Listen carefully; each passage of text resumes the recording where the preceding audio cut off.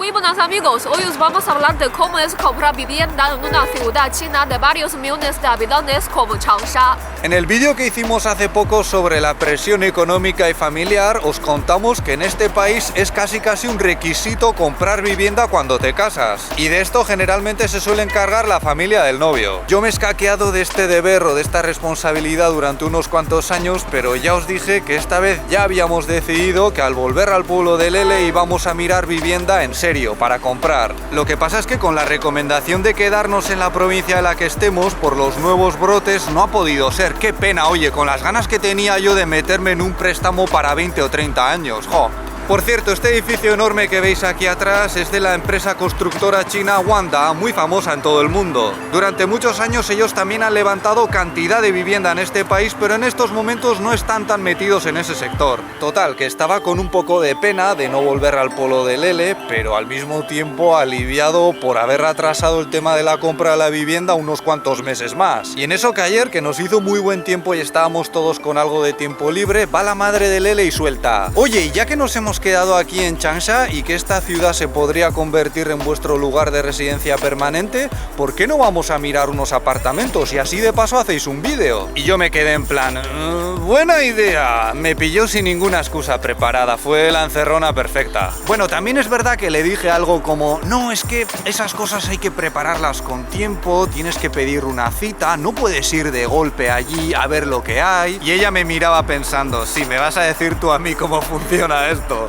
Y efectivamente, aquí basta con ir a una zona donde veas que están levantando apartamentos para que te enseñen lo que haga falta. Y eso mismo hicimos, nos subimos al coche los cuatro, incluida Baby, condujimos río arriba y nos paramos en la primera zona de construcción que vimos a preguntar. Hoy en día en muchas aplicaciones para comprar vivienda también puedes ver los planos en 3D sin tener que desplazarte. Es muy cómodo y puedes hacerte una idea antes de ir a verlo en persona. Hoy no estoy muy bien.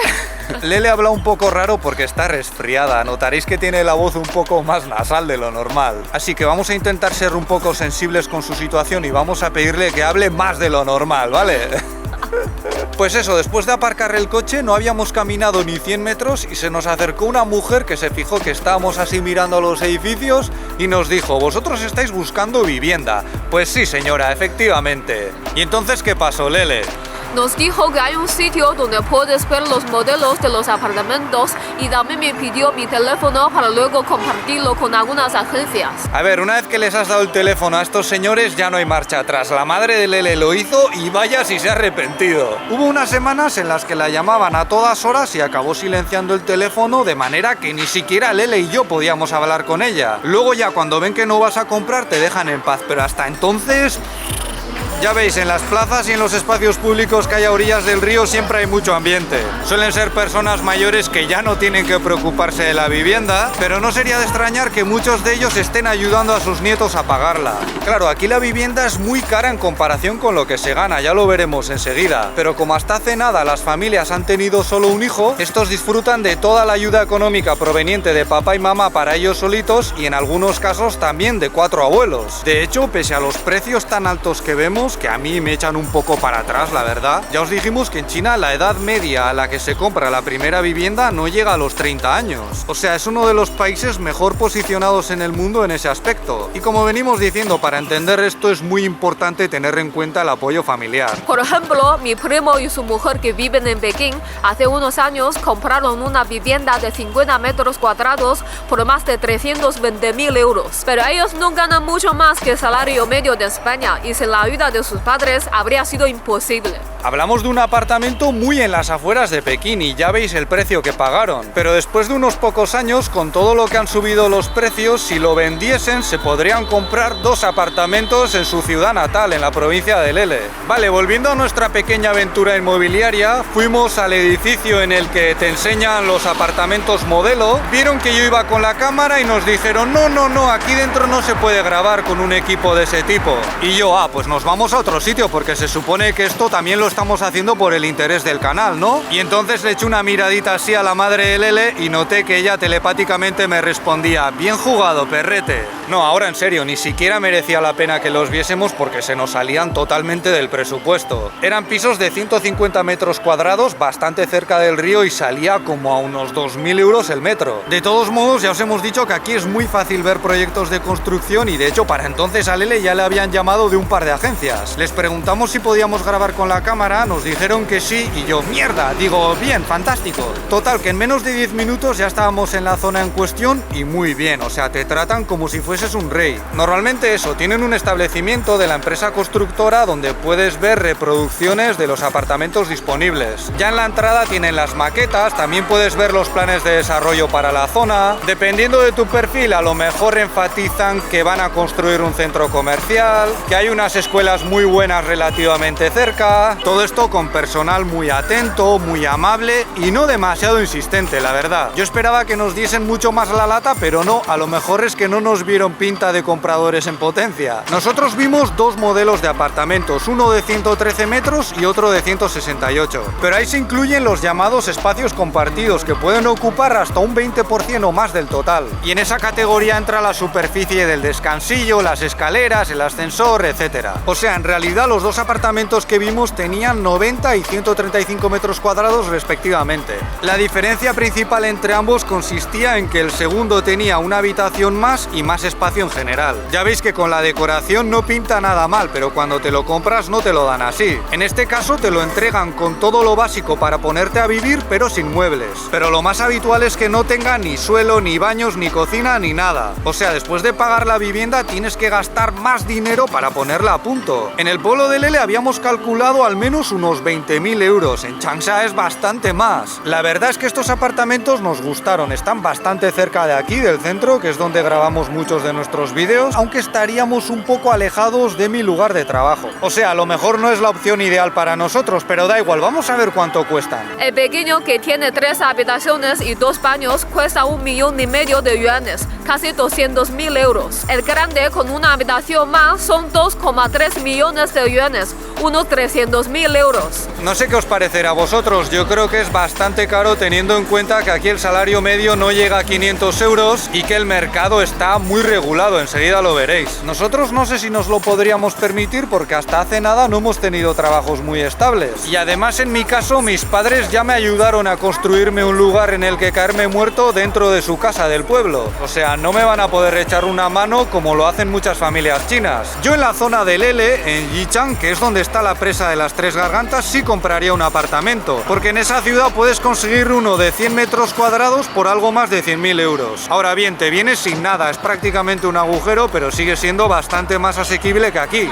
Sea como sea, vamos a imaginar que a Lele y a mí nos sale el dinero por las orejas y decidimos invertir en vivienda aquí en Changsha, que es una ciudad mucho más grande, con 8 millones de habitantes y con más potencial. Pues ni aún así podríamos comprar esos apartamentos, porque hay normas contra la especulación que nos afectan directamente. En estos momentos, tanto aquí como en otras grandes ciudades de China, con el fin de evitar que venga gente de fuera forrada de pasta a llevárselo todo, tienes que demostrar que realmente vives en esta ciudad y para ello te piden que hayas pagado impuestos o la seguridad social durante al menos 2 años.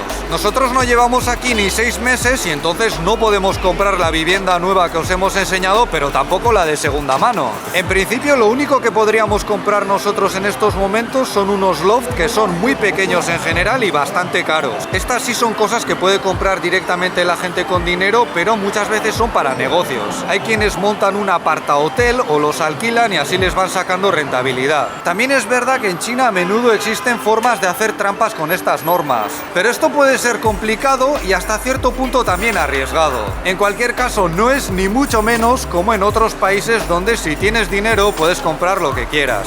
Vamos, que Javierto se libra de tener que comprar vivienda aquí durante por lo menos año y medio.